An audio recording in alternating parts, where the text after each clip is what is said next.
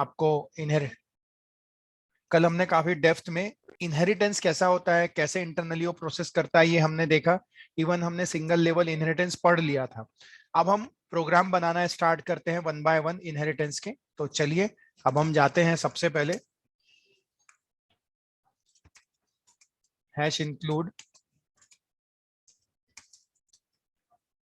iostream.h, oh not iostream, sorry, stdio.h hash include connew.h। देखिए मैंने पहले ही बताया हूं, आप डबल कोट्स में भी दे सकते हो, आप एंगल ब्रैकेट में भी दे सकते हो, दोनों वैलिड हैं।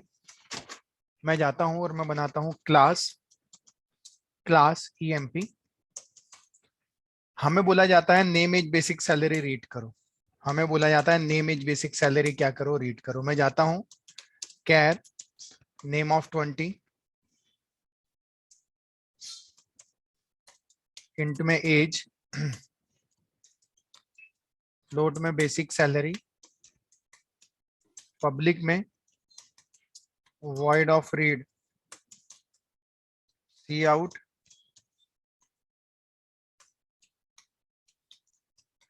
enter the name, age and basic salary, see in name, age and basic salary को हम स्कैन करते हैं। उसी तरह से void of right हम डिस्प्ले करते हैं नेम, एज और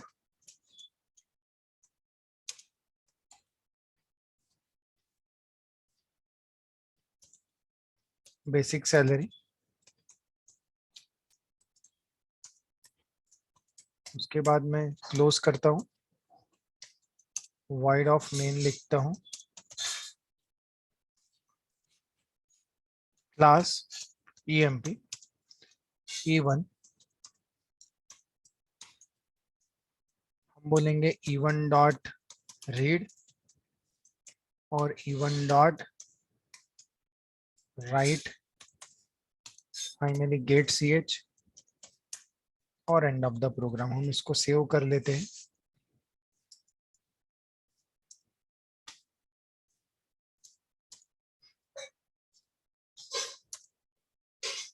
अब हम जाते हैं और हम इसको रन करते हैं। सिंपल सा प्रोग्राम बनाया, अभी 3 एरर है। नेम एज बेसिक सैलरी, क्या प्रॉब्लम है? Undefined symbol C sir out. ऊपर स्टूडियो लिखा था अरे हाँ तो sorry, the problem is that I am taking 2 classes now. Before this C I am taking the C, sometime मैं जंप हो जाता हूँ, दूसरी दुनिया में चला जाता हूँ, सी में चला गया था मैं। Okay no problem, fine. अब देखिए हम जाते हैं मेन से स्टार्ट करते हैं। E1 dot read name age basic salary read करेगा, नेम एज और बेसिक सैलरी रीड करेगा, और फिर राइट करेगा नेम एज बेसिक सैलरी, क्या करेगा? राइट करेगा। नेम एज बेसिक सैलरी वो क्या कर देगा? डिस्प्ले कर देगा। तो इस तरह से आप देख सकते हैं, रीड कर रहे हैं, राइट कर रहे हैं। लेकिन कुछ समय बाद डिमांड आती है कि आपको DA/HRA ग्रॉस सैलरी भी क्या करना है? कैलकुलेट करना है। DA/HRA ग्रॉस सैलरी भी कैलकुलेट करना है। तो बताओ क्या अप्रोच होगा आप लोगों का? आप क्या करोगे? आपको बोला जाएगा कि आपको अब ये नेम एज बेसिक सैलरी तो रीड हो रहे हैं, लेकिन आपको DA/HRA ग्रॉस सैलरी भी कैलकुलेट करना है। तो आप क्या अप्रोच यूज करोगे?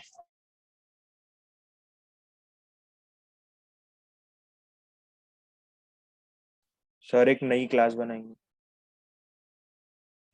एक नई क्लास बनाएंगे, आगे बताओ। सर वो सब क्लास रहेगी क्लास EMP की, उसमें फिर हमें जो जो वेरिएबल्स लगेंगे हम वो सारे डिफाइन कर देंगे। और सर फिर उसमें हम 2 फंक्शन बना, मतलब सर फंक्शन बना के जो भी इनपुट चाहिए जो भी आउटपुट चाहिए वैसा उसको फिर फॉर्मेट कर देंगे। एग्जैक्टली बिल्कुल सही। देखिए इनहेरिटेंस हमें यह सिखाता है कि बनी बनाई चीज को कभी डिस्टर्ब मत करो। जो चीज बन चुकी है उसको कभी भी डिस्टर्ब मत करो। तो हम भी उसको डिस्टर्ब नहीं कर रहे हैं, हम एक नई क्लास बनाएंगे। हम बनाएंगे क्लास सैलरी नाम की। सैलरी नाम की, और क्या करेंगे, जो बेस क्लास है उसको इनहेरिट कर लेंगे। तो हम लिखेंगे टाइप ऑफ इनहेरिटेंस और बेस क्लास का नाम। याद रखना कोई क्लास बेस नहीं होती, जन्म से डिराइव नहीं होती, उनकी रिलेशनशिप। अभी तक ये लाइन नहीं लिखी थी ना, तो ये लाइन नहीं लिखी थी तो वो एक क्लास थी, लेकिन जैसे ये लाइन लिख गई अब ये बन गई डिराइव क्लास, मतलब चाइल्ड क्लास, और ये बन गई पेरेंट क्लास। अब इनहेरिटेंस आ गया। आप तो जानते हैं इनहेरिटेंस के हिसाब से सैलरी क्लास का अगर ऑब्जेक्ट बनेगा तो वो रीड और राइट को भी कॉल कर पाएगा। क्यों कॉल कर पाएगा? क्योंकि इनहेरिटेंस का नेचर है। और अगर जितने भी पब्लिक मेंबर्स होते हैं वो सारे के सारे सब क्लास में भी आ जाते हैं। तो मैं जाता हूं प्राइवेट फ्लोट में DA comma HRA comma gross salary, इस तरह से लिख लेता हूं।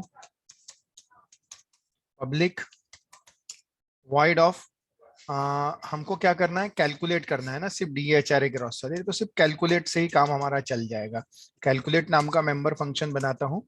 तो DA क्या होगा, बेसिक सैलरी का, बेसिक सैलरी का 10%, तो 0.1। HRA HRA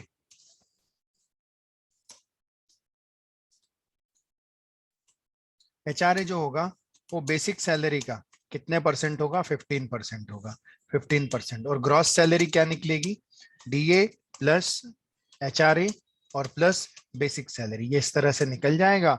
और फिर डिस्प्ले कर दो, इसी में डिस्प्ले कर दो, कोई प्रॉब्लम नहीं। DA HRA और gross salary, DA HRA gross salary, इस तरह से ये क्लोज कर देंगे। इस तरह से ये क्या हो जाएगा, क्लोज हो जाएगा। तो फाइनली DHRA ग्रॉस सैलरी भी कैलकुलेट हो गया। अब हम ऑब्जेक्ट बनाएंगे सैलरी का, EMP का नहीं बनाएंगे, क्योंकि सैलरी क्लास का ऑब्जेक्ट से हमारा दोनों काम चल जाएगा। सैलरी S1 हम लिख देंगे, उसके बाद हम बोलेंगे S1 डॉट रीड, तो S1 डॉट रीड होगा, S1 डॉट राइट, और उसके बाद हम जाएंगे तो यहाँ पे लिख देंगे S1 डॉट कैलकुलेट, इस तरह से कैलकुलेट।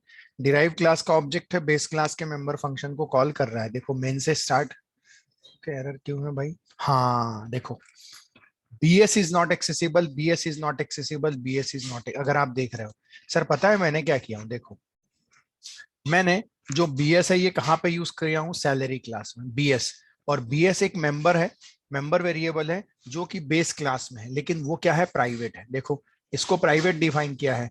तो ऐसे केस में आप तो जानते हैं जो चीजें क्लास के अंदर प्राइवेट में होती हैं उनको आप क्लास के बाहर यूज नहीं कर सकते। EMP तो यहाँ खत्म हो गई, और आपने उसी बेसिक सैलरी को यहाँ पे यूज किया, इसलिए 3 बार एरर दे रहा है, BS is not accessible, BS is not accessible, BS is not accessible. तो सर अब क्या होगा, अब ऐसे केस में क्या होगा, दो रास्ते हैं। एक रास्ता हमारे पास ये है, हम यहाँ पे जाएंगे और हम लिख लेंगे रिटर्न टाइप फ्लोट बता देंगे, और यहाँ पे लिख लेंगे RETBS, RETBS लिख लेंगे, एक फंक्शन बना देंगे और बोल देंगे return, return basic salary, basic salary क्या कर दो, रिटर्न कर दो। और यहाँ पे जो आप देख रहे हो ना BS की जगह हम यहाँ लिख लेंगे RETBS, हम यहाँ पे लिख लेंगे RETBS, हम यहाँ पे लिख लेंगे RETBS। इस तरह से मेंबर फंक्शन बना लेंगे, और यहाँ पर भी हम लिख लेंगे RETBS, इस तरह से बना लेंगे। अब हमारा काम तो चल जाएगा सर। ये देखिए मैं जाता हूं, मैं रन करता हूं, मेन से स्टार्ट होगा S1 डॉट रीड, तो नेम एज बेसिक सैलरी क्या करेगा, नेम रीड करेगा रवि, रवि की एज और रवि की बेसिक सैलरी। अब हम जाएंगे S1 डॉट राइट बोलेंगे, तो नेम एज बेसिक सैलरी क्या करेगा, डिस्प्ले करेगा। उसके बाद कैलकुलेट, अब देखो बेसिक सैलरी लगेगी तो मेंबर फंक्शन को कॉल करेगा, तो वहां से बेसिक सैलरी उठा के लाएगा। देखो कंट्रोल जंप होके वहां जाएगा, बेसिक सैलरी लाएगा, किसकी है, जो ऑब्जेक्ट कॉल करेगा उसका रहेगा।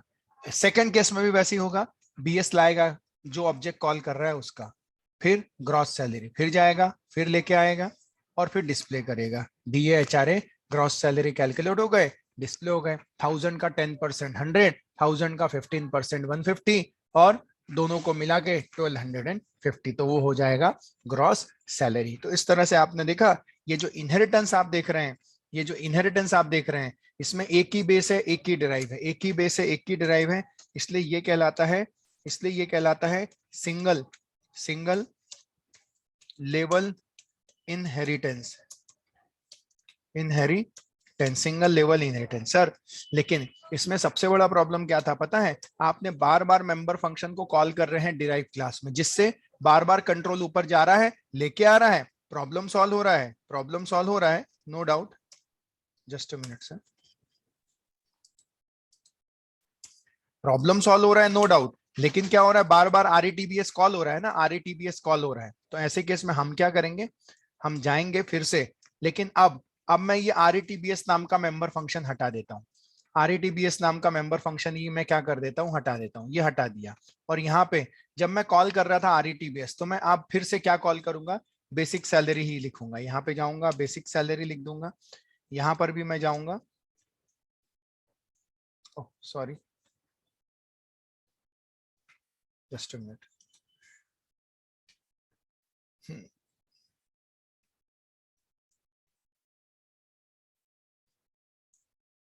Basic salary, just a minute,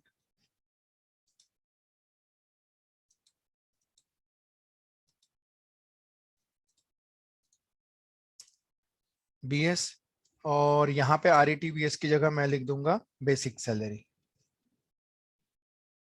इस तरह से ये अब मैं फिर से रन करने जाऊंगा तो एरर तो आना ही आना है सर, कि BS is not accessible, BS is not accessible, BS is not accessible. क्यों? क्योंकि BS जो है वो प्राइवेट में है, और प्राइवेट में रखी गई चीजों को आप क्लास के बाहर क्या नहीं कर सकते, एक्सेस नहीं कर सकते। तो सर मैं यहाँ प्राइवेट को हटा दूंगा, यहाँ पे लिख दूंगा प्रोटेक्टेड। प्रोटेक्टेड याद रखना सर, प्रोटेक्टेड लिखने का क्या मतलब होता है समझो।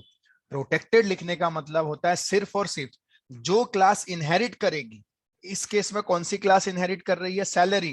तो ये सैलरी के लिए, सैलरी क्लास के लिए, सैलरी क्लास के लिए जितनी भी चीजें प्रोटेक्टेड में हैं, जितनी भी चीजें आपने प्रोटेक्टेड में डिफाइन की है, वो पब्लिक ट्रीट होगी। सिर्फ सैलरी क्लास के लिए, किसी और के लिए नहीं, आउटसाइड द क्लास के लिए नहीं, सिर्फ और सिर्फ जो क्लास ने इनहेरिट किया है EMP क्लास को, EMP क्लास को जो इनहेरिट किया गया है वो किसने किया है, तो वो सैलरी ने किया है। तो सैलरी क्लास के लिए प्रोटेक्टेड में लिखी गई चीजें पब्लिक ट्रीट होगी, बाकी किसी के लिए पब्लिक ट्रीट नहीं होगी, सिर्फ और सिर्फ डिराइव क्लास के लिए। मतलब प्रोटेक्टेड कब यूज करते हैं, अगर आप डिराइव क्लास में चाहते हैं आपके बेस क्लास के जो प्राइवेट में रखे गए मेंबर वेरिएबल उनको एक्सेस करना डायरेक्टली, तो इंस्टेड ऑफ प्राइवेट आप लिखो प्रोटेक्टेड, इंस्टेड ऑफ प्राइवेट आप लिखो प्रोटेक्टेड। और सर रियल टाइम में भी प्रोटेक्टेड ही यूज करते हैं, प्राइवेट का यूज कम करते हैं लेकिन कम करते हैं। तो देखिए अब मैं रन करूंगा तो अब मेरा प्रोग्राम देखो रन हो जाएगा, एरर हट जाएगा।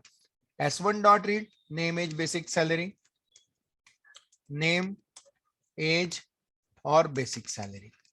उसी तरह से फिर मैं जाऊंगा S1 dot write name age basic salary, S1 dot calculate DA HRA gross salary और डिस्प्ले कर दो get CH end of the program. इस तरह से आप देख सकते हो नेम एज बेसिक सैलरी का 10% 200, बेसिक सैलरी का 15% 300 और टोटल मिला के 2500। इस तरह से आंसर आ जाएगा। ये इनहेरिटेंस भी सिंगल लेवल ही है सर, ये इनहेरिटेंस भी सिंगल लेवल है। बस इसमें हमने नई चीज ये पढ़ी कि अगर कोई चीज, अगर प्राइवेट में रखी गई चीजें डिराइव क्लास में यूज करना चाहते हैं तो आप यूज नहीं कर पाते। क्यों? क्योंकि वो आउटसाइड द क्लास एक्सेस नहीं कर सकते हैं। इसलिए ऐसी चीजों को आप क्या बना दो, प्रोटेक्टेड बना दो। तो प्रोटेक्टेड अगर हम किसी चीज को लिखते हैं, प्रोटेक्टेड अगर हम किसी चीज को लिखते हैं तो याद रखना, सिर्फ और सिर्फ डिराइव क्लास के लिए, सिर्फ और सिर्फ डिराइव क्लास के लिए प्रोटेक्टेड में लिखी गई चीज पब्लिक हो जाती है, बाकी किसी के लिए पब्लिक नहीं होती। बाकी सबके लिए वो जैसी प्राइवेट होती है वैसे ही वो प्राइवेट रहती है। यहां तक समझ में आया क्या? Afreen, Deepali, Mahima, Nikita, Pranay, Simi, Vaishali? Yes sir. Okay fine. So ये जो हम देख रहे थे, ये देख रहे थे सिंगल लेवल इनहेरिटेंस। तो चलिए अब हम आगे और बढ़ते हैं और सिंगल लेवल इनहेरिटेंस का एक और एग्जांपल देखते हैं। मैं जाता हूं, मुझे बोला जाता है कि स्टूडेंट नाम की क्लास बनाओ, स्टूडेंट नाम की क्लास बनाओ, और स्टूडेंट नाम की क्लास में क्या करो, जाओ रोल नंबर और नेम रीड करो। क्या करो? रोल नंबर और नेम। तो int of roll number care of name, role number name read करना है। तो हम गए, हमने पब्लिक में दो मेंबर फंक्शन बना लिए, एक मेंबर फंक्शन बना लिए void of read C out,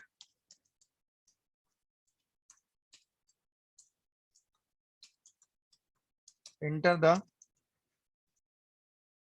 roll number and name, roll number and name, cin, roll number, name, void of write, c out, roll number,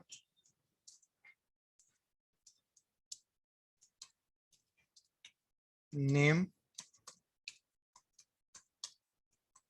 role number name, ये हमने read कर लिए, roll number और name read कर लिए। और उसके बाद अब होने के बाद ये क्लास होने के बाद बोला जाता है मार्क्स ऑफ 3 सब्जेक्ट्स भी रीड करना है, marks of 3 subjects.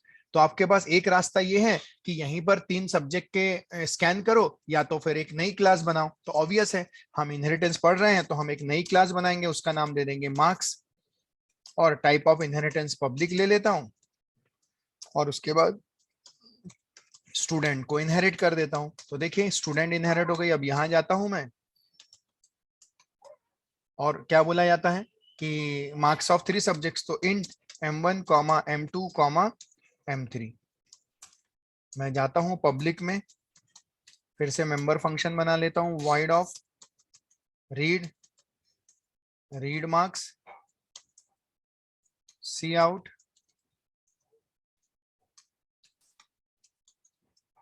enter the marks of 3 subjects, enter the marks of 3 subjects, m1 m2 m3, void of write marks, c out, m1 m2 m3,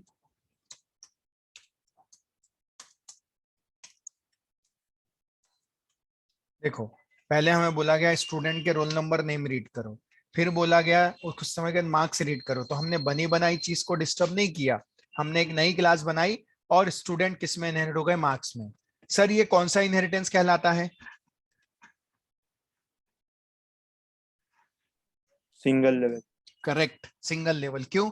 क्योंकि स्टूडेंट किस में इनहेरिट है, marks में। एक ही base है, एक ही डिराइव है, जिसमें एक ही बेस और एक ही डिराइव हुई, एक ही बेस और एक ही डिराइव मतलब कहलाता है सिंगल लेवल।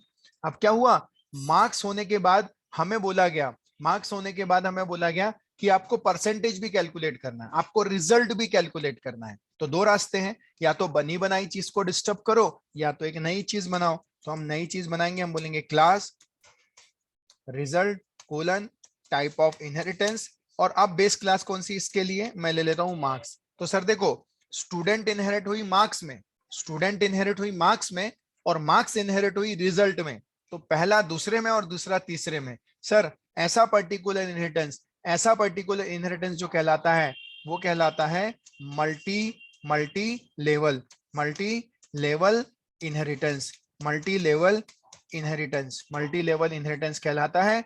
ओके, तो ये मल्टी लेवल हो गया, पहला दूसरा और दूसरा तीसरे में इनहेरिट हो जाएगा। और उसके बाद मैं जाता हूं प्राइवेट, क्या है परसेंटेज, तो फ्लोट में रिजल्ट ले लेता हूं।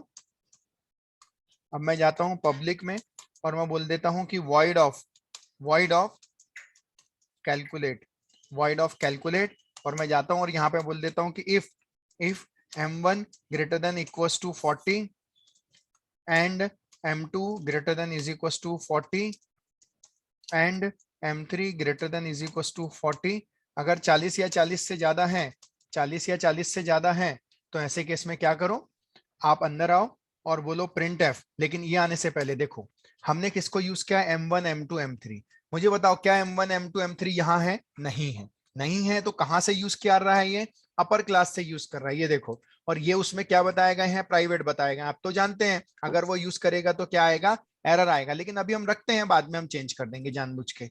हम जाते हैं, अगर है तो सी out,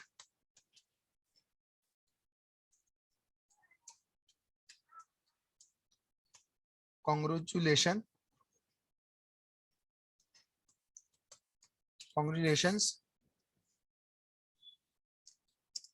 you have passed,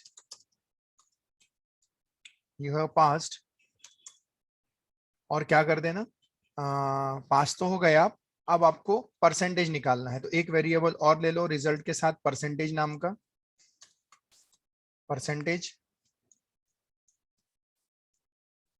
percentage is equal to, हम लिख देंगे m1 plus m2 plus m3 और डिवाइडेड बाय 3.0, इस तरह से डिवाइड हो जाएगा। और हम बोल देंगे इसके अंदर if percentage greater than is equal to 75 अगर है, so cout slash n distinction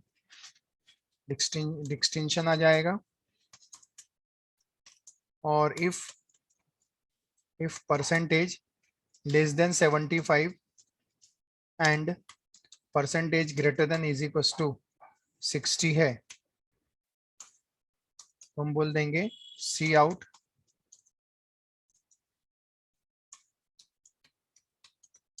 first class if percentage less than 60 and percentage greater than is equals to 45, so हम बोल सकते हैं cout slash n second class, और if percentage less than 45 का मतलब 40 से कम नहीं होगा, क्योंकि ये इफ के अंदर कब आया है, वो जब 40 या 40 से ज्यादा, इसके अंदर ये पूरा लॉजिक चल रहा है, आप भी जानते हैं। तो लेस देन 45 मतलब 40 से ज्यादा ही होगा लेकिन 45 से कम है, तो सी आउट यहां लिख देना पास, दैट्स इट। और ये हो जाएगा, लेकिन कब, जब 40 या 40 से ज्यादा है, इफ 40 या 40 से ज्यादा है, और अगर नहीं है तो एल्स में जाओगे, एल्स सी आउट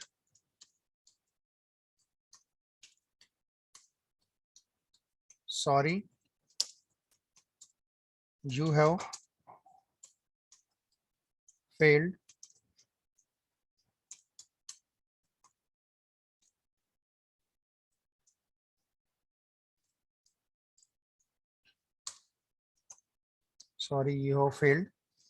और ये void ऑफ कैलकुलेट भी हो गया, दैट्स इट। अब यहाँ पे ये खत्म होता है और अब ये क्लास हम क्लोज कर देंगे, ये क्लोज। अब बनाएंगे void ऑफ मेन। आप तो जानते हो सर सबसे लास्ट वाली क्लास का नाम क्या है, सबसे लास्ट वाली क्लास का नाम है रिजल्ट। तो डिराइव क्लास का ऑब्जेक्ट बेस क्लास, अब उसके लिए बेस क्लास दो है, कौन सी, मार्क्स है और स्टूडेंट है, तो वो दोनों के मेंबर फंक्शन को क्या कर सकता है, कॉल कर सकता है, कोई प्रॉब्लम नहीं है। ये हमने इनहेरिटेंस में अच्छे से देखा है। R dot read, roll number name read करेगा, r dot read marks read करेगा, roll number name marks of 3 subjects. उसी तरह से आर डॉट राइट और r dot write marks, r dot write marks. उसके बाद last one r dot calculate, finally get ch और end of the program. इसको हम सेव करते हैं सर, और अब हम रन करने जाएंगे। आप तो जानते हैं एरर आएगा, एरर उसी के लिए आएगा, m1 m2 m3 is not accessible. तो हमें क्या करना पड़ेगा सर, ये जो m1 m2 m3 हमने किस में यूज किया, रिजल्ट में, लेकिन ये है मार्क्स के अंदर में। तो आपको यहाँ पे जाके प्राइवेट की जगह इसको हटा के क्या लिखना पड़ेगा, प्रोटेक्टेड करना पड़ेगा। अब हो गया प्रोटेक्टेड सर, दैट्स इट। तो हम जाएंगे, देखो आर डॉट रीड, देखो स्टूडेंट का भी मेंबर फंक्शन कॉल कर रहा है, क्योंकि आखिर है तो वो derive class. Role number name 101, role number name Ajay, और फिर जाएगा read marks, marks of 3 subjects 44, 55, 66. फिर right role number name, right marks. Okay देखो मार्क्स के भी मेंबर फंक्शन, फिर कैलकुलेट खुद के घर में है 40 या 40 से ज्यादा है, हाँ है, कॉन्ग्रेचुलेशन यू हैव पास। अच्छा स्पेलिंग गलत हो गई, नो प्रॉब्लम। M1 सॉरी, हाँ क्या 75 से ज्यादा है, शायद नहीं होगा, से 60 के बीच में है, नहीं है, 60 और 45 के बीच में है, हाँ है, सेकंड क्लास, इसके अंदर नहीं जाएगा, सीधा बोलेगा get CH congratulation you have pass, और क्या आ गया second class, that's it sir. तो सर आपने देखा ये जो इनहेरिटेंस आपने देखा, ये जो इनहेरिटेंस आपने देखा सर, ये इनहेरिटेंस कहलाता है मल्टी लेवल इनहेरिटेंस सर। ये जो इनहेरिटेंस कहलाता है ये कहलाता है मल्टी लेवल इनहेरिटेंस, क्योंकि क्या हो रहा है इस केस में, स्टूडेंट किस में इनहेरिट हो रही है, मार्क्स में, और मार्क्स किस में इनहेरिट हो रहा है, रिजल्ट में। तो पहली क्लास दूसरी क्लास में और दूसरी क्लास तीसरी क्लास में, इसलिए ये कहलाता है multi level inheritance, multi level inheritance. Any doubt, कुछ पूछना है किसी को? No sir. बाकी प्राणी?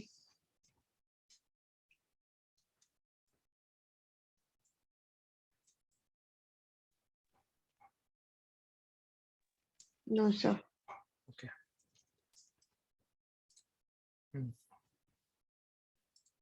ये कहलाता है मल्टी लेवल इनहेरिटेंस। अब देखो एज इट इज मैं लेता हूं वो प्रोग्राम, कॉपी पेस्ट करता हूं यहाँ पे,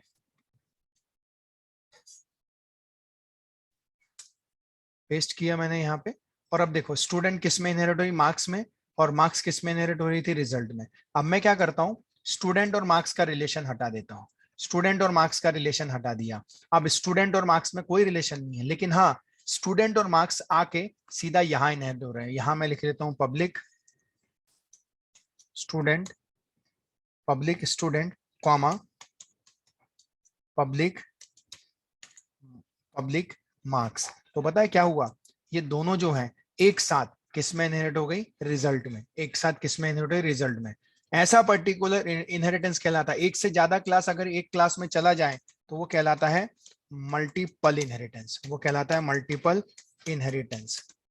क्या कहलाता है, मल्टीपल इनहेरिटेंस कहलाता है सर। तो देखिए अब भी मैं रन करूंगा तो देखो स्टूडेंट और मार्क्स का कोई रिलेशन नहीं है। आप देखोगे यहाँ स्टूडेंट एक इंडिविजुअल क्लास दिख रही है आपको, ये दिख रही है, उसी तरह से मार्क्स एक इंडिविजुअल क्लास दिख रही है। उसके बाद क्या हो रहा है कि भाई वो स्टूडेंट और मार्क्स दोनों किस में इनहेरिट हो रही है, रिजल्ट में। तो ऐसे केस में कहलाता है ये मल्टीपल इनहेरिटेंस। एक से ज्यादा क्लास अगर एक साथ इनहेरिट हो जाए तो वो कहलाता है मल्टीपल। देखो अब भी मैं रन करता हूं, r डॉट रीड, रीड होगा role number name marks of 3 सब नेम,